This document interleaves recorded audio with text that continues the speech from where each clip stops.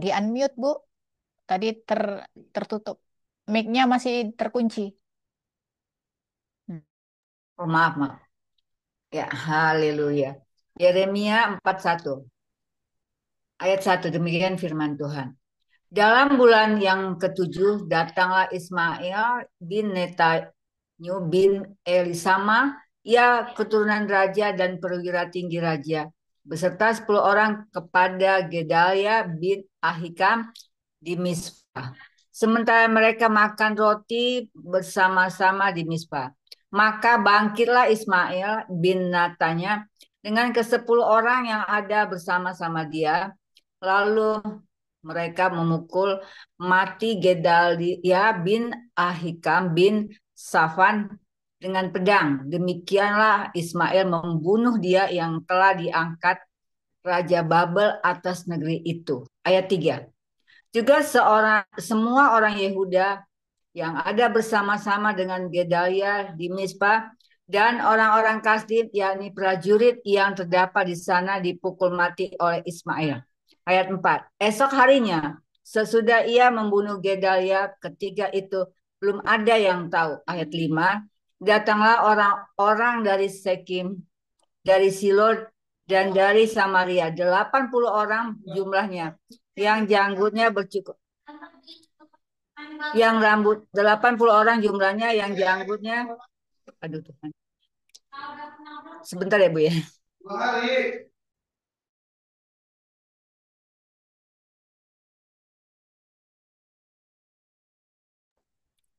Saya ulang Bu, ayat 5. Datanglah orang-orang dari Sikem, dari Silo, dan dari Samaria, 80 orang jumlahnya, yang janggutnya bercukur, pakaiannya koyak-koyak, dan badannya bertoreh-toreh. Mereka membawa korban sajian dan kemenyan untuk dipersembahkan di rumah Tuhan. Amin.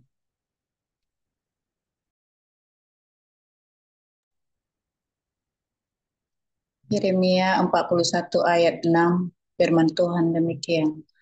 Lalu keluarlah Ismail bin Netanya dari Mizpah untuk mendapatkan mereka sambil menangis. Ketika ia bertemu dengan mereka, berkatalah ia kepada mereka, pergilah kepada Gedalia bin Ahikam. Tetapi ketika 7, tetapi ketika mereka sampai ke tengah-tengah kota itu, maka mereka disembelih oleh Ismail bin Netanya dengan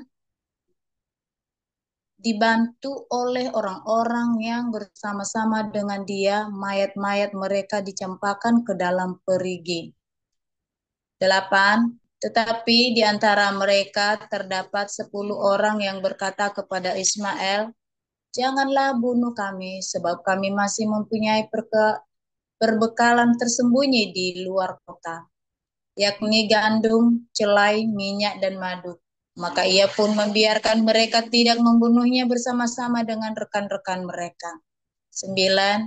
Adapun perigi kemana Ismail melemparkan segala mayat orang-orang yang dipukulnya mati itu adalah perigi besar yang telah dibuat oleh Raja Asa untuk menghadapi Baesa, Raja Israel. Itulah yang diisi Ismail bin Netanya dengan mayat orang-orang yang mati terbunuh itu. 10. Lalu Ismail mengangkut sebagai tawanan seluruh sisa-sisa rakyat yang ada di Mezpah itu, putri-putri raja dan semua orang yang masih tinggal di Mezpah, yang telah ditempatkan di bawah Gedalian bin Ahikam oleh Nebuzaradan, kepala pasukan pengawal itu. Ismail bin Netanya mengangkut mereka sebagai tawanan. Lalu ia berangkat untuk menyeberang ke daerah Bani Amun. Amin. Ayat 11. Tetapi ketika Yohanan bin Kareah serta semua perwira tentara yang bersama-sama dengan dia mendengar tentang segala kejahatan yang telah dilakukan Ismail bin Netanya. 12. Maka mereka pun mengumpulkan semua anak buah mereka, lalu mereka berangkat memerangi Ismail bin Netanya. Mereka bertemu dengan dia di telaga yang di Gibeon. 13. Ketika seluruh rakyat yang bersama-sama dengan Ismail melihat Yohanan bin Kareah serta semua perwira tentara yang bersama-sama dengan dia, maka bersukacitalah mereka. 14. Semua orang yang diangkut sebagai tawanan oleh Ismail dari Mispa itu berbalik dan pergi mengikuti Yohanan bin Kareah. 15. Tetapi Ismail bin Netanya beserta 8 orang terluput dari tangan Yohanan dan pergi ke daerah Bani Amon. Amin. Ayat 16. Lalu Yonatan bin Karaeh serta semua perwira tentara yang bersama-sama dengan dia mengumpulkan seluruh sisa-sisa rakyat yang diangkut sebagai tawanan oleh Ismail bin Netaya dari Mispah. Setelah ia memukul mati Gedalia bin Ahikam, yaitu laki-laki prajurit-prajurit perempuan, anak-anak dan pegawai-pegawai istana yang dibawa kembali dari Gibeon. Ayat 17. Kemudian mereka berjalan terus dan berhenti di tempat penginapan milik Kimham, dekat Bethlehem, dengan maksud berjalan terus menuju Mesir. Ayat 18.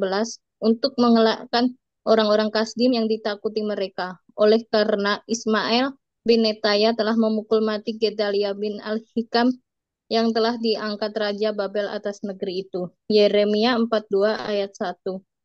Yeremia 42. Yeremia memperingati supaya jangan mengungsi ke Mesir. Ayat 1. Kemudian datanglah semua perwira tentara di antaranya Yohanan bin Kareah dan Azarya bin Hosaya beserta seluruh rakyat dari yang kecil sampai kepada yang besar. Ayat 2. Dan mereka berkata kepada Nabi Yeremia, biarlah kiranya permohonan kami sampai di hadapanmu. Berdoalah untuk kami kepada Tuhan Allahmu untuk seluruh sisa ini. Sebab dari banyak orang hanya sedikit saja yang tinggal seperti yang kau lihat dengan matamu sendiri. Amin. Ayat 3, semoga Tuhan Allahmu memberikan kepada kami jalan yang harus kami tempuh dan apa yang harus kami lakukan.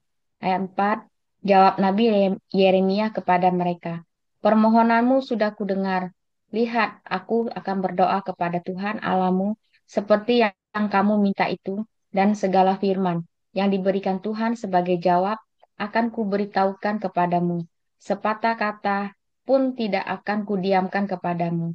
5. Berkatalah mereka kepada Yeremia, biarlah Tuhan menjadi saksi yang benar dan yang dapat dipercaya terhadap kami. Jika kami tidak berbuat menurut segala firman yang disuruh Tuhan, Allahmu, kau sampaikan kepada kami. 6. Maupun baik ataupun buruk, kami akan mendengarkan suara Tuhan Allah kita yang kepadanya kami mengutus engkau, supaya keadaan kami baik oleh karena kami mendengarkan suara Tuhan Allah kita. 7. Sesudah 10 hari datanglah firman Tuhan kepada Yeremia. Amin. 8. Lalu Yeremia memanggil Yohanan bin Kareah dan semua perwira tentara yang ada bersama-sama dengan dia, dan seluruh rakyat dari yang kecil sampai kepada yang besar. 9. Berkatalah ia kepada mereka, beginilah firman Tuhan Allah Israel yang kepadanya kamu telah mengutus aku untuk menyampaikan permohonanmu ke hadapannya. 10. Jika kamu tinggal tetap di negeri ini, maka aku akan membangun dan tidak akan meruntuhkan kamu. Akan membuat kamu tumbuh dan tidak akan mencabut kamu.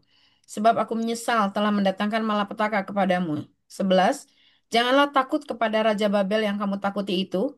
Janganlah takut kepadanya. Demikianlah firman Tuhan.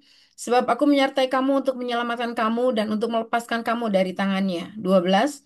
Aku akan membuat kamu mendapat belas kasihan sehingga ia merasa belas kasihan kepadamu dan membiarkan kamu tinggal di tanahmu. Amin.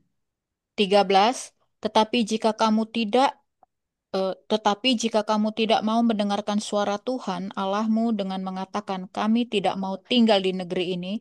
14. Sebab pikirmu, tidak, kami mau pergi ke negeri Mesir, di mana kami tidak akan mengalami pertempuran, tidak akan mendengar bunyi sangkakala, dan tidak akan menderita kelaparan.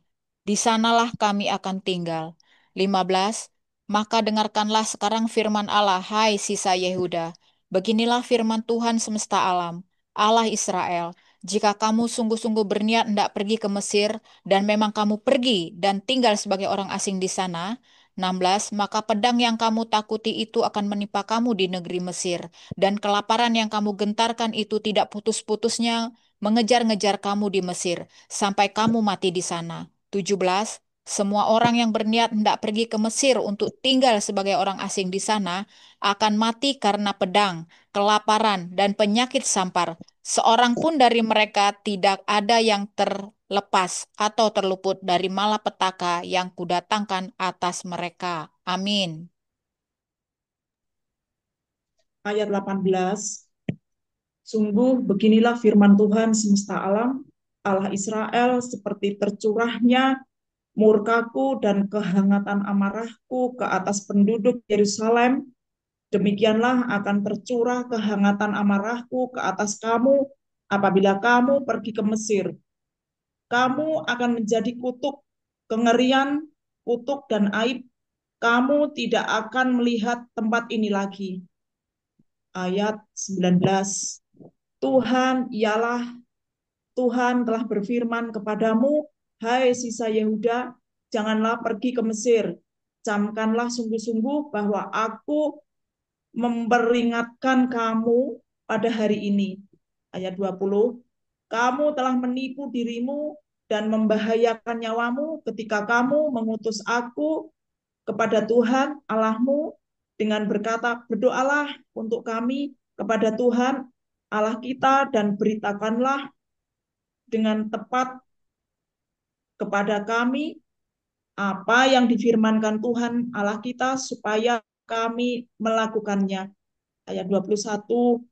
Tetapi sekalipun aku memberitahukannya kepadamu pada hari ini, kamu tidak mendengarkan suara Tuhan Allahmu, yaitu tidak menuruti segala sesuatu yang disuruhnya, kusampaikan kepadamu. Ayat 22.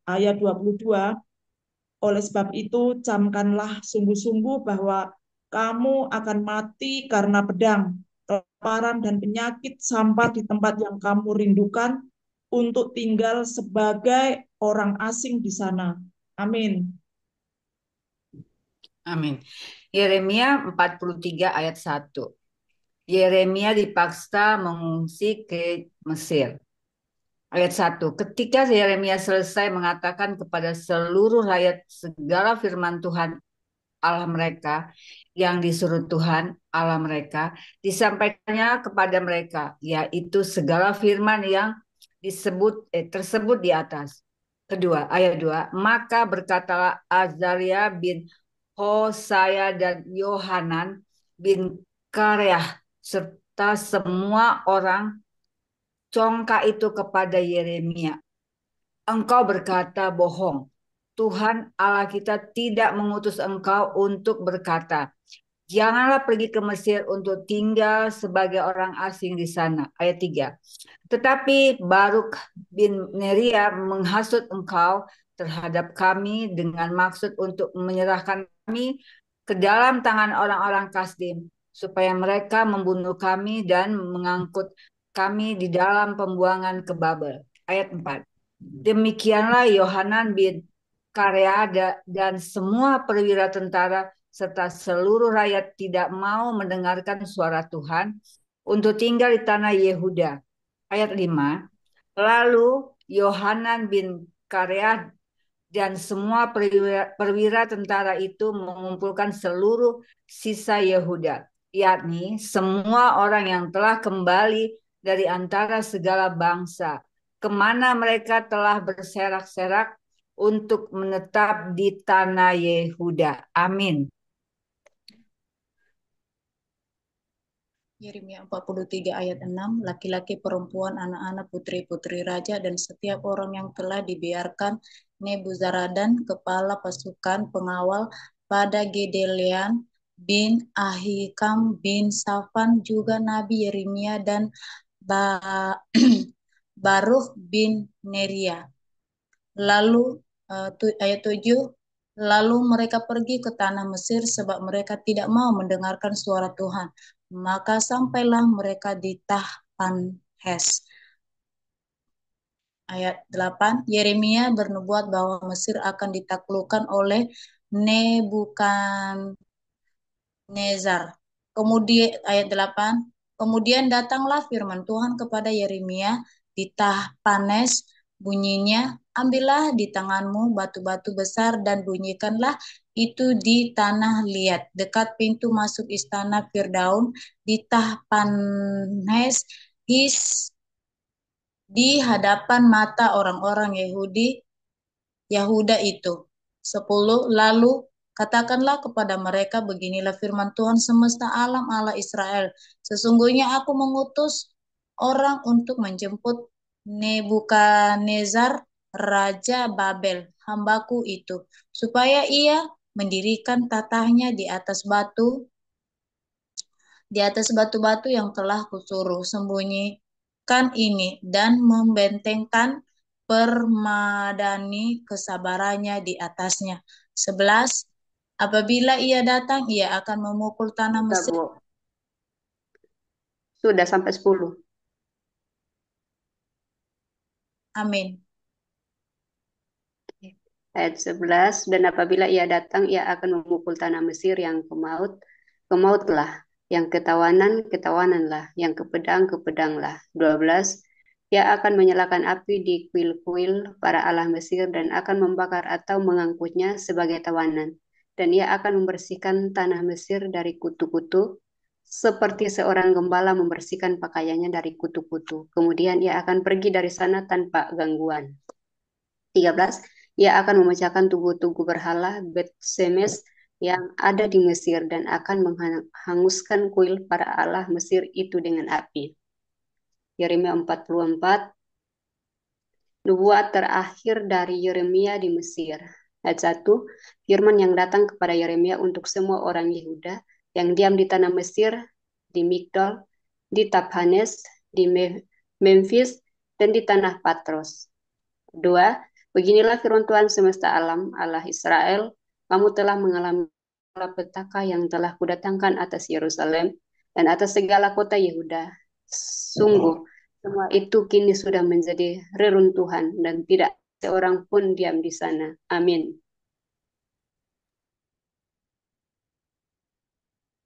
Yeremia 44 ayat 3.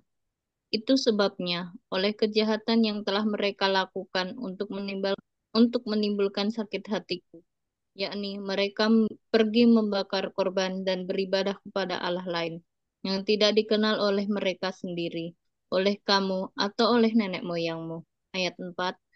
Terus-menerus aku telah mengutus padamu semua hambaku, para nabi dengan mengatakan, janganlah, hendaknya kamu melakukan kekejikan yang aku benci ini. Ayat 5, tetapi mereka tidak mau mendengarkan dan tidak mau memperhatikan, supaya berbalik dari kejahatan mereka dan tidak membakar korban lagi kepada Allah lain. Ayat 6, sebab itu, kehangatan amarahku dan murkaku telah tercurah dan bakar kota-kota Yehuda dan jalan-jalan Yerusalem, sehingga menjadi reruntuhan dan tempat tandus, seperti yang ternyata sekarang ini. Ayat 7, maka maka sekarang, beginilah firman Tuhan, Allah semesta alam, Allah Israel. Mengapakah kamu mendatangkan celaka besar kepada dirimu sendiri? Kamu mau melenyapkan laki-laki, perempuan, anak-anak, dan bayi dari Yehuda dengan tidak meninggalkan sisa apapun. Amin. Ayat 8, mengapa kamu mau menimbulkan sakit hatiku dengan perbuatan tanganmu, yakni membakar korban kepada allah lain di tanah Mesir yang kamu masuki untuk tinggal sebagai orang asing di sana? Mengapa kamu mau menjadi kutuk dan aib di antara segala bangsa di bumi? 9. Sudah lupakah kamu kepada kejahatan nenek moyangmu, kejahatan raja-raja Yehuda, kejahatan para pemuka mereka, kejahatanmu sendiri dan kejahatan istri-istrimu yang dilakukan mereka di tanah Yehuda dan di jalan-jalan Yerusalem? 10.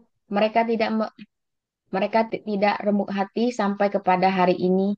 Mereka tidak takut dan tidak mengikuti Tauratku dan ketetapanku yang telah kuberikan kepadamu dan kepada nenek moyangmu. 11. Sebab itu beginilah firman Tuhan semesta alam, Allah Israel. Sesungguhnya aku mau menunjukkan wajahku terhadap kamu untuk kecelakaanmu, yakni aku mau melenyapkan segenap orang Yehuda. Aku mau mencabut sisa Yehuda yang berniat hendak pergi ke tanah Mesir untuk tinggal sebagai orang asing di sana. Mereka semuanya akan habis mati di tanah Mesir. Mereka akan rebah mati karena pedang, akan habis mati karena kelaparan, dari yang kecil sampai kepada yang besar. Mereka akan mati karena pedang dan karena kelaparan, dan mereka akan menjadi kutuk, kengerian, kutukan, dan aib. Amin. 13. Aku mau menghukum mereka yang diam di tanah Mesir, sama seperti aku telah menghukum Yerusalem, yaitu dengan pedang, dengan kelaparan, dan dengan penyakit sampar. 14.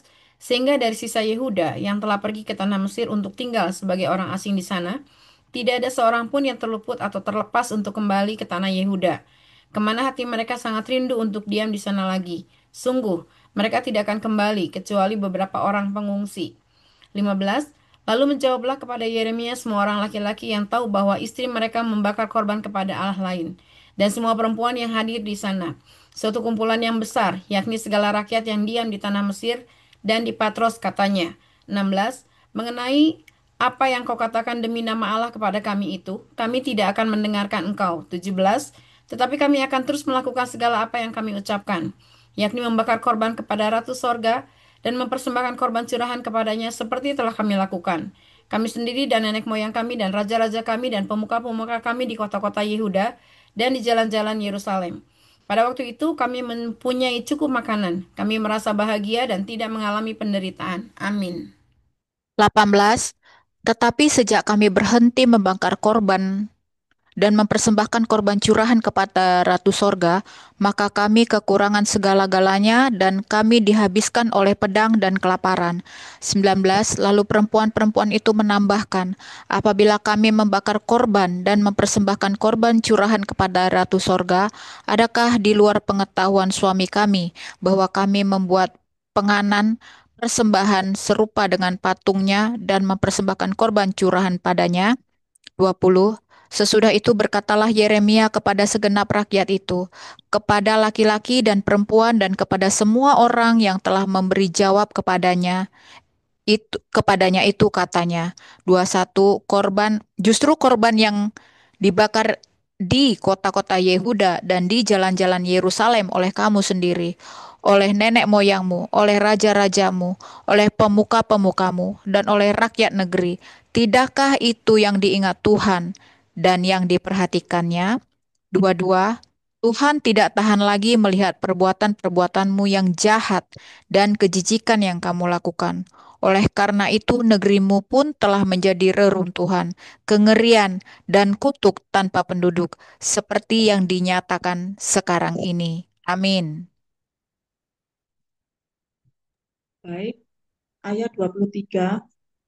Kamu telah membakar korban dan kamu telah berdosa kepada Tuhan, tidak mendengarkan suara Tuhan dan tidak mengikuti Tauratnya, ketetapannya, dan peraturannya. Itulah sebabnya malapetaka ini menimpa kamu seperti yang nyata sekarang ini. Ayat 24. Kemudian berkatalah Yeremia kepada segenap rakyat dan kepada semua perempuan itu, dengarlah firman Tuhan, hai semua orang Yehuda yang ada di tanah Mesir. Beginilah firman Tuhan semesta alam.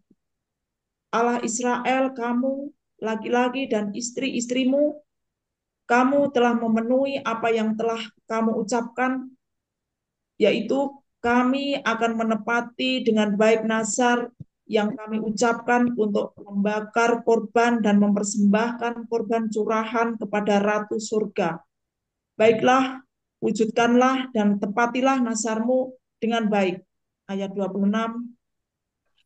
Maka dengarkanlah firman Tuhan, hai semua orang Yehuda dan diam di tanah Mesir. Sesungguhnya aku telah bersumpah demi namaku yang besar, firman Tuhan, bahwa namaku tidak akan diserukan lagi oleh seorang Yehuda di segenap tanah Mesir, dengan berkata demi Tuhan Allah yang hidup. Amin. Sampai 26 ya, Kak? 27. 27 ya. Baik, saya sambung ya, Bu.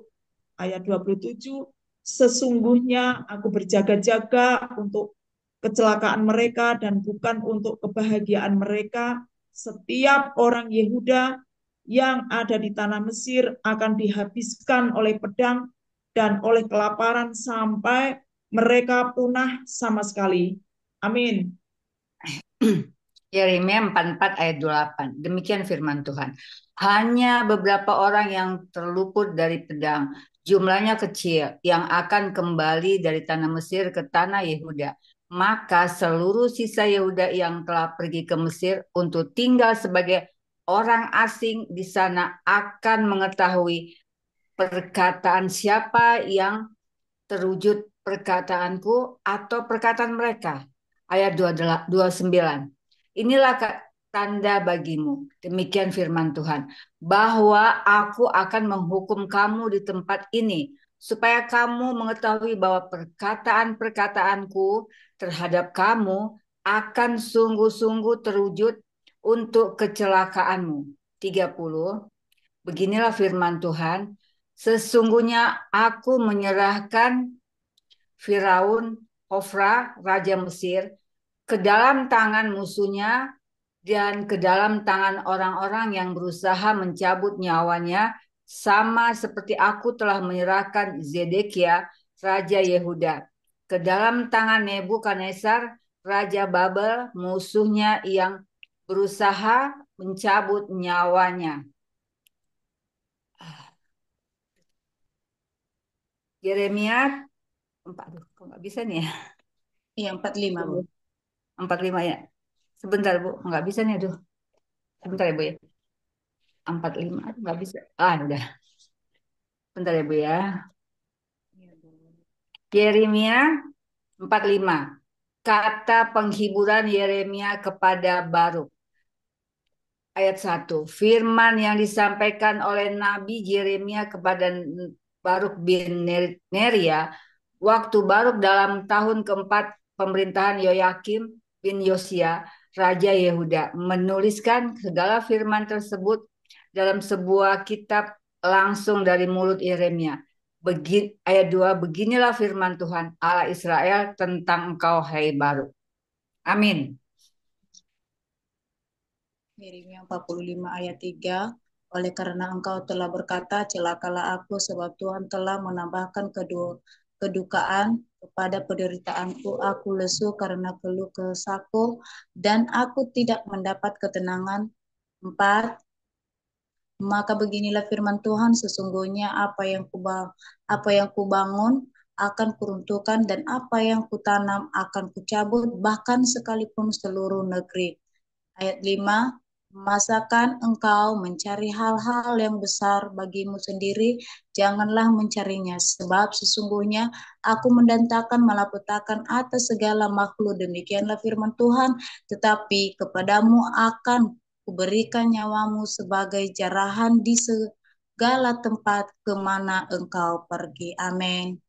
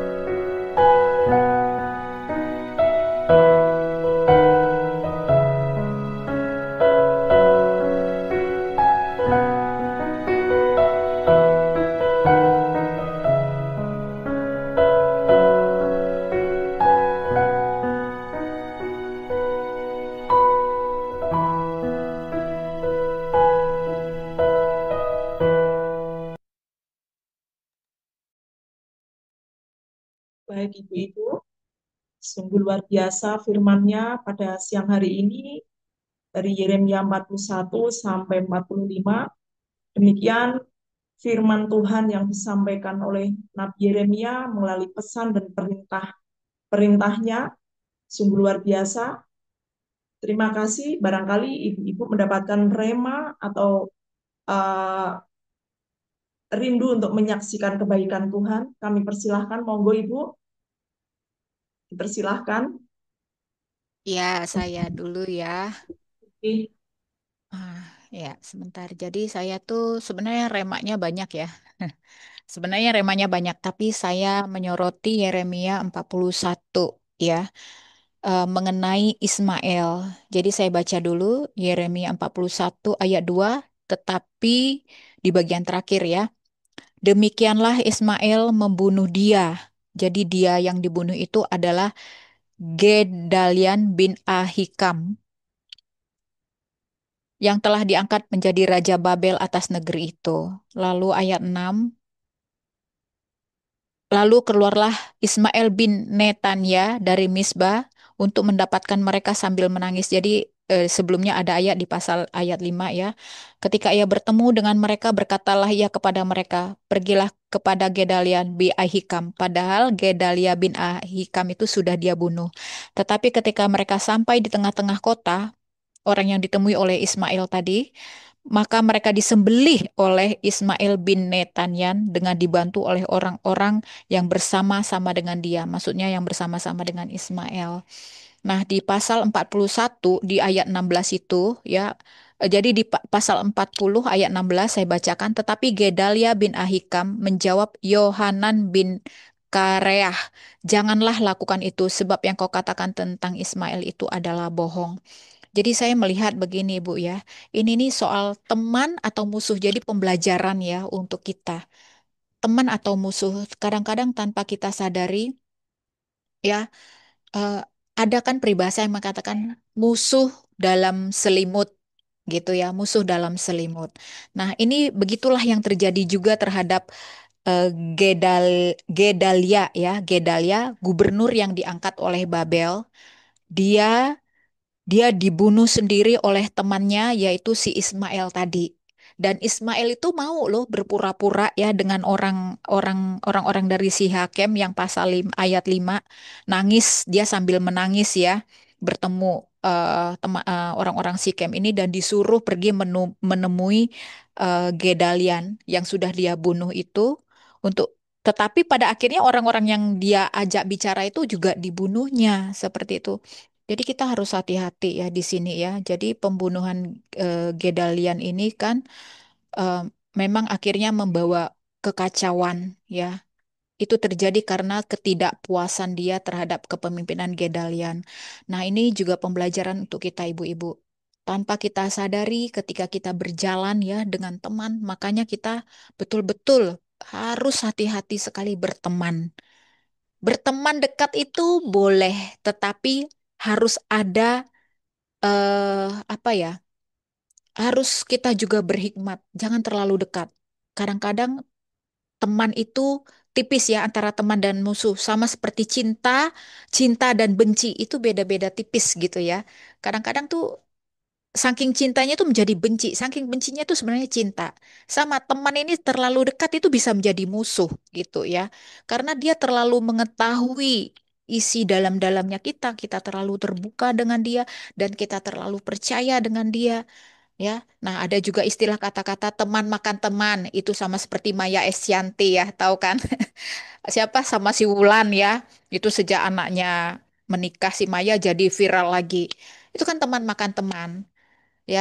Teman, seorang teman yang kita percaya ternyata teman kita nikung dari belakang ngambil suami kita. Itu sama lah, lebih kurang ya. Seperti ini, seorang teman yang dikhianati ya. Nah, jadi kita tidak tahu ini teman atau musuh. Kita harus benar-benar berhati-hati sekarang dengan siapapun kita bergaul tanpa kita sadari teman yang kita percaya itu bisa justru menjadi musuh kita ya. Eh, Saya percaya teman-teman di sini sudah makan asam garam. Demikian juga hidup saya. Saya punya teman yang dulu ini cerita masa lalu ya. Dari SMA sampai kuliah sampai kami satu tempat ya, satu kos, pada akhirnya kami harus bubar gerak, sahabat yang paling dekat selama 2 tahun tidak berbicara. Saking dekatnya dan kami akhirnya menjadi musuh selama 2 tahun. Walaupun kemudian waktulah yang kemudian memulihkan hubungan kami, tapi tidak bisa sedekat dulu lagi. Seperti itu ya, teman itu bisa membunuh seperti kisah ini.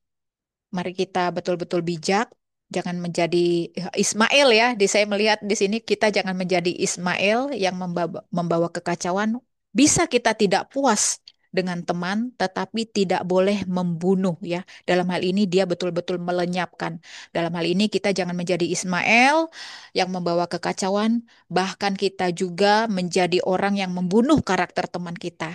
Kita belajar untuk menjadi orang yang apa ya, setia seperti itu. Itu aja sih saya, Bu Yersi. Thank you. God bless. Luar biasa. Baik, Kak Joli, antara baik dan benci itu beda-beda tipis ya, Kak, ya. Kita perlu bijaksana dan berhikmat. Puji Tuhan, terima kasih. Monggo Ibu dilanjutkan, Ibu-ibu yang lain. Ada kesaksian yang menyaksikan begitu besar kebaikannya Tuhan bagi kita. Ibu-ibu, monggo kita saksikan.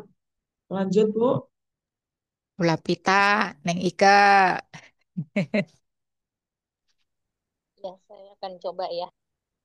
Salam untuk semuanya. Salam.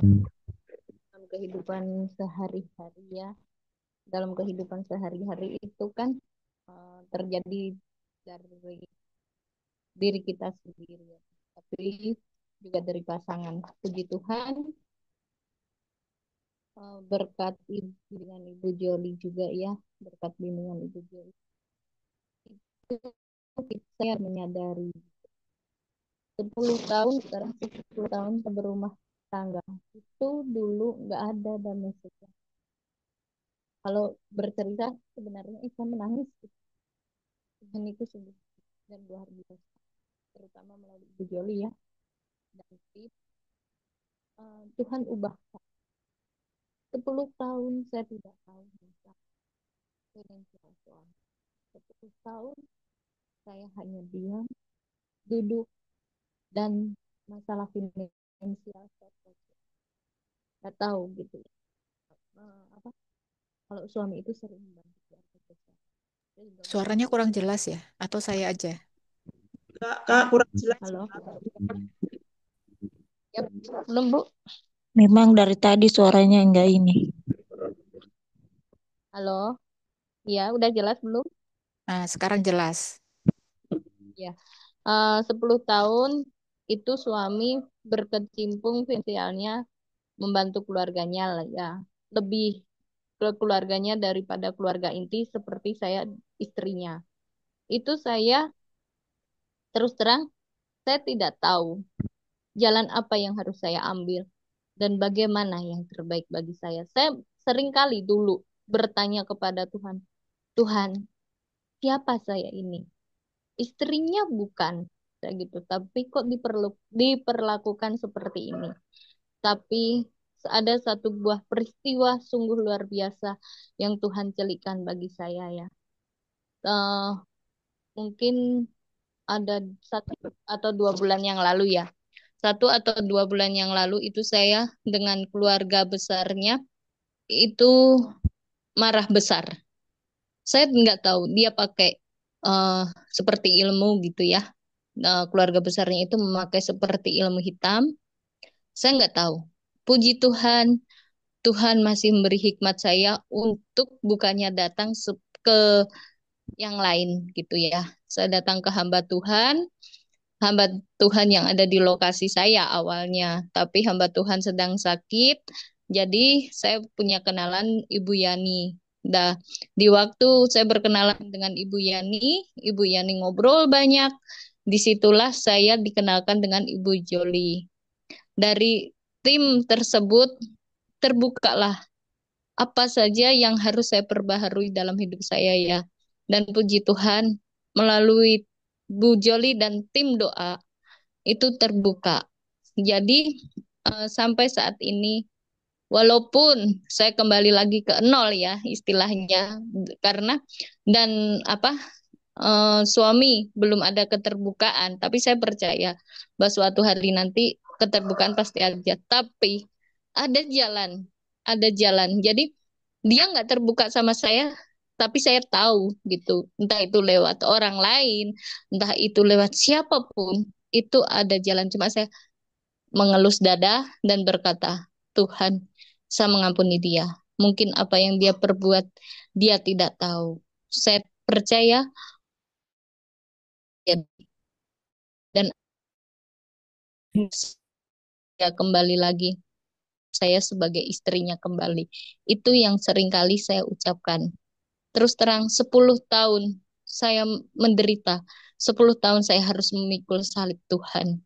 Tapi melalui Ibu Joli dan tim doa dari Ibu Joli, puji Tuhan ya, semuanya terbuka. Walaupun dia belum terbuka pada saya, tapi ada orang lain. Dan itu pun sebagai pembelajaran dari saya, bahwa keterbukaan di antara suami istri itu penting. Kalau kita mau bersabar dan bertekun di dalam Tuhan, dan motivasi kita benar di dalam Tuhan, saya percaya pada diri saya sendiri, saya akan dipulihkan dan menjadi orang yang berkemenangan di dalam Tuhan. Mungkin itu aja sharing saya hari ini. Terima kasih.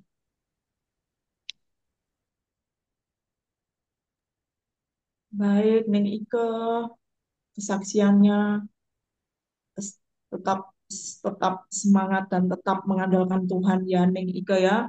Setiap apapun persoalannya, apapun eh, masalah apapun, tetap kita serukan di dalam Tuhan, di dalam doa.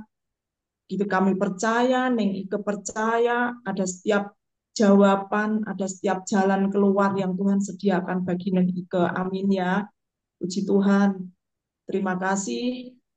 Ada kesaksian lagi yang boleh ibu-ibu sampaikan atau ada yang mendapatkan rema melalui pembacaan Alkitab pada siang hari ini. Monggo ibu-ibu, kami Ini bola persilakan. pita nih. Sudah saya spotlight. Oke, oke. Saya coba ya Bu ya. Saya membaca ini Yeremia 45. Sebenarnya seluruhnya, tapi saya coba baca dari ayat 3 ya Bu ya. Oleh karena engkau telah berkata, ini ini kan Allah ya, berfirman Allah kepada Baruk. Celakalah aku sebab Tuhan telah mendambakan kelukaan kepada penderitaanku. Aku lesu karena keluh kesahku dan aku tidak mendapat ketenangan. Dan langsung ke bawah. Tapi di ayat 3 ini kita baca ya Bu ya. Ini bagaimana Baruk ya. Baruk itu kan juru tulisnya Nabi Yeremia. Jadi dia mengetahui dong apa yang Tuhan buatkan ya. Jadi dia merasa kecewa dan sedih ketika mengetahui bagaimana eh, bangsa Israel itu menderita dengan dan lain sebagainya. Tetapi siapa ini si Baruk ini hanya mementingkan dirinya, nggak mengandalkan Tuhan. Jadi itu membuat dia kecewa. Kalau kalau kita baca, kita runtut gitu ya, dia nggak mengandalkan Tuhan, tapi kita runtut ke bawah. Saya bisa mengambil kesimpulan gini Bu, penerapan dalam hidup kita sehari-hari Bu. Bagaimana kita yang melayani Tuhan itu eh, sebagai pelayan Tuhan, kita tidak harus ya, pelayan Tuhan itu tidak harus berharap sebagai pelayan Tuhan bahwa kehidupan itu menjadi hebat, luar biasa, senang. Tidak. Tetapi pelayanan Tuhan itu, eh, malahan pelayan Tuhan itu banyak penderitaannya atau kesusahannya. Jangan kita selalu beranggapan kalau pelayan Tuhan itu kita terbebas dari hal itu. Yang keduanya, sebagai pelayan Tuhan itu banyak persoalan yang dihadapi. Banyak hal yang kita hadapi sebagai pelayan Tuhan. Tetapi kalau kita merasa gini, loh saya selama melayani Tuhan ya, saya tuh kayaknya berbuat baik aja deh. kenapa begini hidup saya? Kita suka tanya, suka bertanya gitu, Kak, jadi kok gini ya? Sudah saya melayani Tuhan, sehingga kadang-kadang kita nggak usah deh melayani. Apa sih? Malahan saya jadi menderita gitu. Padahal sebenarnya tidak itu. Sebagai pelayan Tuhan, yang kita layani itu sebenarnya Tuhan. Kita melayani Tuhan untuk kemuliaannya. Kemudian juga pelayan Tuhan itu kita harus mengandalkan Tuhan, bahwa kita percaya semua Tuhan sudah apa ya, sudah menyusun apa-apa, sudah diperhitungkan semua apa yang kita lakukan. Jadi sebagai pelayan pelayan Tuhan, kita nggak perlu harus mengharap untuk kepentingan diri kita atau untuk kesenangan kita atau dan lain sebagainya. Kalau sebagai pelayan Tuhan, kita sudah siap memikul salib dan kita percaya bahwa kita mengandalkan Tuhan, pasti kita menerima upah kita. Demikian, Bu. Baik, Bu Lambita. Baik, ketika kita mengandalkan Tuhan, pasti Tuhan menyediakan ya Bu ya. Puji Tuhan. Terima kasih. Baik, Ibu-ibu silahkan. Mungkin masih ada yang lain Ibu-ibu yang perlu disampaikan, mendapatkan rema atau kesaksian kebaikan Tuhan. Monggo Ibu-ibu. Bu Gabriel kali atau Bu Dede. Bu Dede nggak, udah lama nggak kedengaran loh, Bu. Saya kaget kalau Ibu Dede ada. Ada. Tadi aku keluar dulu. Ada ini suamiku datang. Ayo Bu Dede, aku udah lama nggak dengar. Bu Dede kemarin ngasih kok remaknya yang tak sambung. Karena Oh Mirip itu ya. saya nggak dengar kan? Iya Bu. Aku aku dapat dari Remi 42 sih sebetulnya nggak tahu nih nyambung dengan yang lain atau enggak. Di sini dikatakan judul perikopnya kan Yeremia memperingati supaya jangan mengungsi ke Mesir. Terus di ayat yang keduanya disebutin kan, dan mereka berkata kepada Nabi Yeremia, biarlah kiranya permohonan kami sampai di hadapanmu. Aneh kan? Berdoalah untuk kami kepada Tuhan. Nih ada dua hal. Pertama, permohonannya mereka sampai ke hadapan Yeremia dan mereka meminta supaya Yeremia berdoa kepada Tuhan. Kenapa nggak mereka langsung berdoa kepada Tuhan? Di sini disebutkan, semoga Tuhan Allahmu memberitahukan kepada kami jalan yang harus kami tempuh. Jadi ada kan seharusnya kan kalau kita berdoa tuh langsung kan, nggak melalui orang, ya kan? Nah, kenapa ini bisa terjadi? Karena dosa yang mereka lakukan sehingga mereka tidak yakin apakah doa mereka dijawab dan mereka akhirnya meminta Yeremia waktu itu jabatannya adalah sebagai nabi Tuhan gitu kan. Jadi intinya ketika kita menyadari bahwa kita memang membutuhkan orang yang tepat untuk menyampaikan permohonan kita, maka kebayang kalau itu terjadinya sekarang gitu. Kalau misalnya itu terjadinya sekarang, berarti ada satu keribetan tersendiri gitu. Kita harus minta tolong orang dulu untuk menyampaikan doa kita kepada Tuhan. Di sini dikatakan, tapi yang ke ayat keempatnya lucu. Jawab Nabi Yeremia kepada mereka, permohonanmu sudah kudengar. Lihat, aku akan berdoa kepada Tuhan Allahmu. Nah, kepada Tuhan Allahmu ya. Seperti yang kamu minta itu dan segala firman yang diberi Tuhan sebagai jawab akan kuberitahukan kepadamu. Sepatah kata pun tidak akan kudiamkan kepadamu. Jadi eh, pada dasarnya kalau saya ngambil dari yang percakapan Yeremia dengan orang-orang Israel pada waktu itu tuh sebenarnya mereka memiliki hubungan yang dekat antara satu dengan yang lain, hubungan dekat juga dengan Tuhan. Hanya apa sih namanya? Mereka ingin mendapatkan perkataan langsung dari Tuhan. Mereka ingin mendapatkan itu tuh secara audible. Mereka nggak tahu bagaimana caranya kalau Tuhan sudah menjawab. Itu kan Tuhan menjawab pada masa itu bisa dengan berbagai macam cara. Bisa dengan suara gemuruh, bisa dengan suara-suara yang lain. Nah, mereka nggak suka dengan suara-suara itu. Yang mereka mau adalah suara audible dari Tuhan. Di sini dikatakan, biarlah Tuhan menjadi saksi yang benar, yang dapat dipercaya terhadap kami. Jika kami tidak berbuat menurut segala firman yang disuruh Tuhan Alamu, yang kau sampaikan kepada kami, dan seterusnya. Kemudian akhirnya memang firman Tuhan datang gitu. Nah, Yeremia memanggil siapa? Yohanan bin Kareah. Dan bukan orang-orang Lewi, bukan suku-suku Lewi, tapi perwira-perwira yang ada bersama dengan mereka. Dan Tuhan akhirnya ngomong. untuk menyampaikannya itu mereka disuruh untuk diam di negeri tempat mereka. Pada waktu itu terjadi kelaparan, terjadi masalah, terjadi segala sesuatu dan Yeremia tidak menginginkan ada satu di antara mereka yang pergi ke Mesir. Kenapa? Ketika akhirnya mereka pergi ke Mesir kan beberapa kali ya dari masa Abraham pergi ke Mesir pulang-pulang bawa masalah. Dan pada saat apa namanya? Ishak juga dilarang untuk pergi ke Mesir karena nanti bakal ada masalah. Jadi Tuhan nggak mau ada masalah di antara mereka. Akhirnya Tuhan melarang mereka untuk masuk ke Mesir. Nah, mungkin korelasinya dengan masa kita sekarang apa? Mungkin kita akan menghadapi masalah. Nah, masalah itu apakah akan membawa kita lari ke dunia atau akan membawa kita datang kepada Tuhan, mendekat kepada Tuhan? Jawabannya tentu ada di kita masing-masing. Kalau kita paham bahwa firman itu memberikan kekuatan kepada kita, kita tidak akan mencari jawabannya ke dunia atau kepada orang-orang dunia, tapi kita akan mencari jawabannya kepada Tuhan karena hanya di dalam Tuhanlah kita bisa menemukan jawaban itu sendiri. Itu aja sih mungkin dari saya. Makasih. Luar biasa, Bu Dede.